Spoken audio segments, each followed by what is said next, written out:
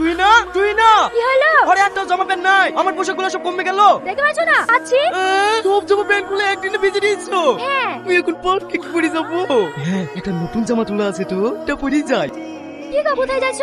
আমার আব্বার দেওয়া নতুন জামাটা তোলা নাই, ওইটা পরে কি? ওই জামাটা পরে নামাজ পড়তে যাবো না? তার লেগে ওই জামাটা বাড়ি কাছে করে দিয়েছি। ঈদ কবে রে? এই তো এক সপ্তাহ আছে, আগে থেকে দেখেছি রাখছি, তখন যদি না শুকায়। কি বিগেটে পণ্য রে? জানো তোর কি পরে যাবি? আমার নাম তুহিনা।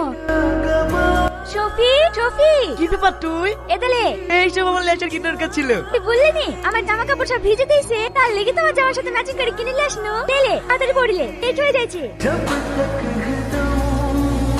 জামাটাই তোকে খুব ভালো মানেছে। যা দাঁড়াও, আমিও যাবো। সাইকেলে জায়গা হবে না, তুমি অন্য দিন যাইও। চলো। আমার সব শেষ হয়ে গেল। কাঁদিসনি বোন, কাঁদিসনি। শফিক তো এরকম ছেলে না রে, ও তো তোকে বিশাল ভালোবাসতো। কেউ তোর দিকে চোখ তুলে তাকালেও সহ্য করতে পারতো না। হঠাৎ কি এমন হলো যে তোকে ছেড়ে অন্য মেয়ের সাথে প্রেম করছে? তাহলে শোন, এই এখন তো দেখছি সব ভুলি তো। শোন, আমরা যেরকম আমাদের স্বামীদের পাশে অন্য কোনো মেয়ে দেখলে সহ্য করতে পারিনি, তেমনি ছেলেরাও তার বউয়ের পাশে অন্য কোনো পুরুষকে দেখলে সহ্য করতে পারে না। আর তুই তো বিয়ের পরে তোর বন্ধুর সাথে ডান্স করেছিস, ঘুরে বেড়েছিস, অত কষ্ট হবেই। ও যা করছে একদম ঠিক করছে। আমি বুঝতে পারছি যে আমারই ভুল আছে, কিন্তু এখন ওকে কিভাবে ফিরিয়ে আসবো বল না। শোন, পুরুষ শুধু আটকাই ভালোবাসায়। শফিক বাড়ি আসলে কোনো রাগ ঝাল দেখাবি না, যত পারবি ভালোবাসা দেখাবি। ফিরে আসবে না, যাবে কোথায়? ঠিক আছে বল। এসো, ব্যাগে কি? ও ব্যাগে 5,000 জিনিস আছে, তুমি যেন হাত দিও না। আরে না না, দেও, আমি জামাটা খুলে দিয়েছি। তুমি পায়েস খেতে ভালোবাসো বলে তোমার জন্য একটু পায়েস রান্না করেছি। হাত মুখ ধুয়ে খেয়ে নাও, হবে? বাবা, আজ আবার সূর্য কোন দিকে উঠেছে? তুমি রেডি করো, আমি হাত মুখ ধুয়ে আসছি। কই পাইস কই? ওটা ঘর কাছে কি কেন গো? কি গো, তোমার আবার কি হইলো? আছো কেনে? ও তোমাকে দেখতে হবে না। ঠিক আছে, দেখলু না? পড়িলে প্রেমেরই জ্বলে মনটা থাকে টান টান টান টান।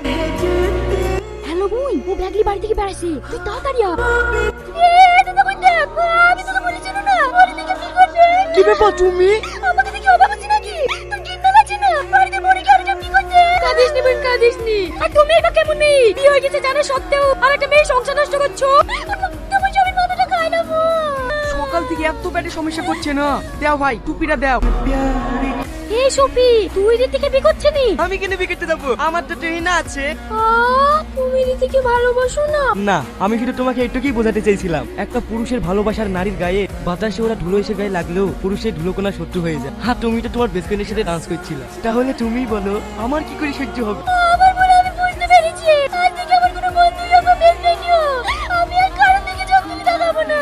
তুমি যেন তোমার নিজের ভুলটা বুঝতে পারো, তার জন্যই আমি আর এই নাটকটা করেছি।